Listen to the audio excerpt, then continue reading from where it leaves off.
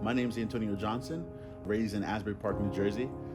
Now I'm just pursuing my passion for the love of arts. So after my time at DeVry, I decided to enter the military. I went to the Navy. I scored very high on the ASVAB test and good enough to be a nuclear engineer. When you're in basic training, they do extra screening for the nukes and for Navy SEALs because it's such a high-paying job. Upon doing their extra screening, they found out that I had a hole in my heart, which I did not know I had. The military found it, and because of it, I had to get separated and sent home. And then on February 14th, 2010, my heart was broken. And that's when I had my open heart surgery. And then after that, I realized life was pretty much too short. I have to pursue my dreams.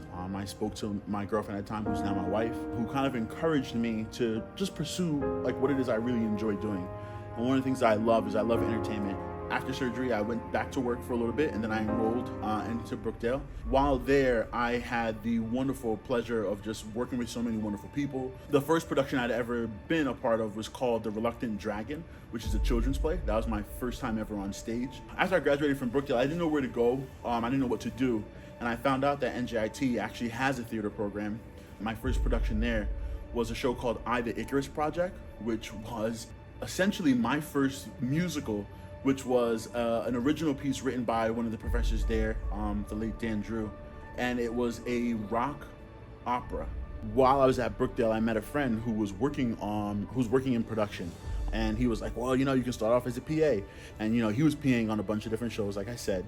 And he actually called me one day. Was like, hey, I'm working on this show called I Break for Yard Sales, and they need a PA. If you want, you can come and I can get you in. So I was like, okay, sure. At the end of the week, they were like, hey, we actually need someone to kind of finish the rest of the summer.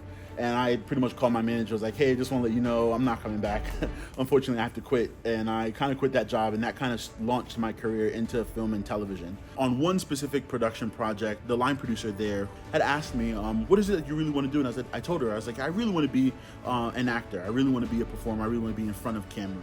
So for that shoot, she actually made me like talent PA. Once I was able to make the transition from behind the camera to in front of the camera, I was blessed and fortunate with a lot of good opportunities. I was able to be in a Super Bowl commercial. I had no idea who the star was. I was on set, I was sitting next to this guy, and they were like, oh, there's a gentleman called Rice Gum, and that's who you're sitting next to. And I had no idea who Rice Gum was at the time. So it was a Super Bowl commercial for Monster Audio with Iggy Azalea and Rice Gum, and I'm literally the guy sleeping on the train like this the entire time, which was pretty cool. After that, I was able to be in a music video with Beyonce. Funny story, is I had no idea that was a Beyonce music video. I got a call from Background Inc. If I was available to be in a A-list pop star music video. Next thing you know, I hear playback, and then I hear the song. I'm like, that's a Beyonce song. And I'm like, oh my gosh, this is a Beyonce music video. It's her song already featuring Shake Wale, who's an Afrobeats artist. The next thing you know, they came out and told us like, hey, okay, we need everyone to remove their shirts. I'm clearly not the most fit gentleman in the world, but it was so interesting and so funny seeing all these other grown men.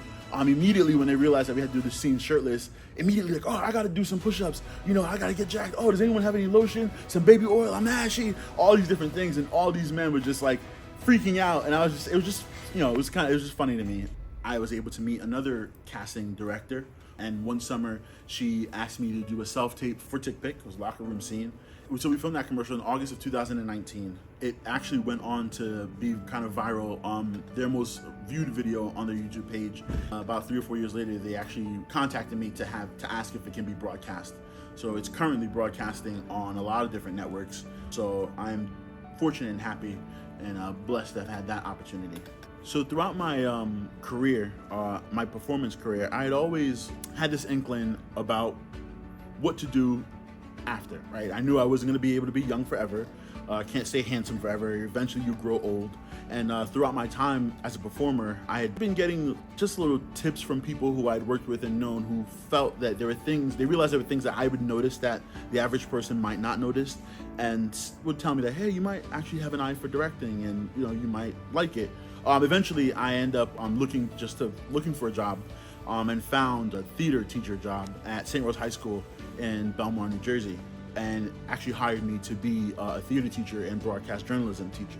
This year, this was my first full academic year, and I was blessed with the ability to direct my first musical, which was Little Shop of Horrors. I don't know if I could ask for, I guess, a better musical to kind of start off your career. It was a lot of fun. So that kind of started my career as director.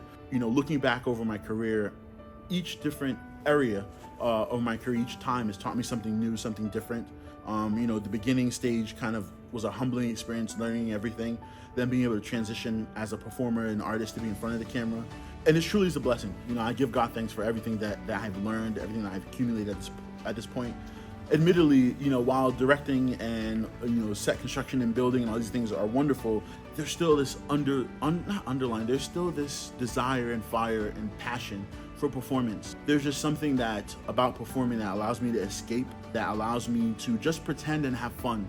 But it's just something about the creative part and playing pretend that I just love and would just enjoy doing that for the rest of my life.